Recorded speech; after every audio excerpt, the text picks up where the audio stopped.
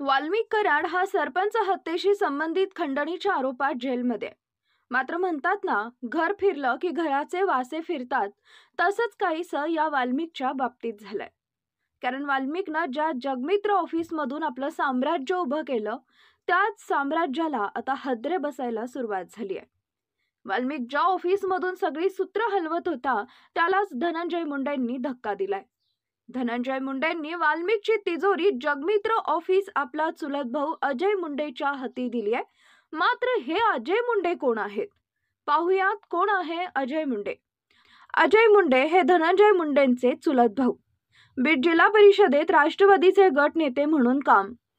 धनंजय मुंडेंच्या अनुपस्थितीत मतदारसंघात सक्रिय. जनतेचे प्रश्न सोडवण्यासाठी वाल्मिकच्या जगमित्र कार्यालयात मुंडे उपस्थित.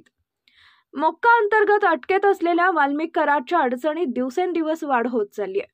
त्यातच धनंजय मुंडे आणि वाल्मिक कराड हे व्यावसायिक भागीदार असल्याचा दावा अंजली दमानी यांनी केलाय. दमानी यांचे मुंडेंवर खळबळजनक आरोप. जगमित्र शुगरची 88 एकर 34 गुंठे जमिनीत कराड मुंडे पार्टनर. जगमित्र शुगर मिलमध्ये राजश्री मुंडे आणि वाल्मिक कराड संचालक. व्यंकटेश इंडस्ट्रियल सर्व्हिसेसमध्ये राजश्री धनंजय मुंडे आणि वाल्मिक कराड एकत्र. 2022 मध्ये कंपनीचा नफा 12,27,00,000. कंपनीनं 2022 मध्ये अखेरची बॅलन्स शीट भरली. इंडिया सिमेंट कंपनीची फ्लाय ॲशच्या वाहतुकीतही कंपनीचा सहभाग.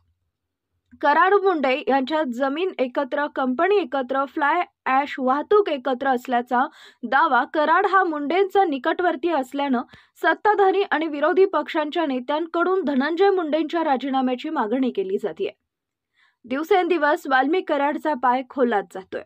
त्यामुळे वाल्मिकला दूर करून धनंजय मुंडेंनी अजय मुंडेंकडे जगमित्र कार्यालयाची सूत्र सोपवल्याची चर्चा रंगली आहे.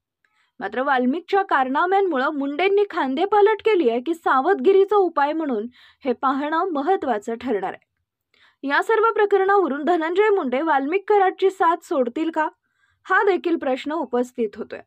त्यात मनोज जरांगे पाटील यांचं उपोषणही सुरू. त्यातही मुद्दे घेतले जात आहेत. वारंवार वाल्मिक कराडवर अनेक गुन्ह्यांचे खुलासे देखील होतात. त्यामुळे अडचणीत वाढ होण्याची शक्यता अजूनही दाट दिसते. संतोष देशमुख हत्या प्रकरण हे देखील मनोज जरांगे पाटील यांनी उपोषणाच्या काळातही उचलून धरले.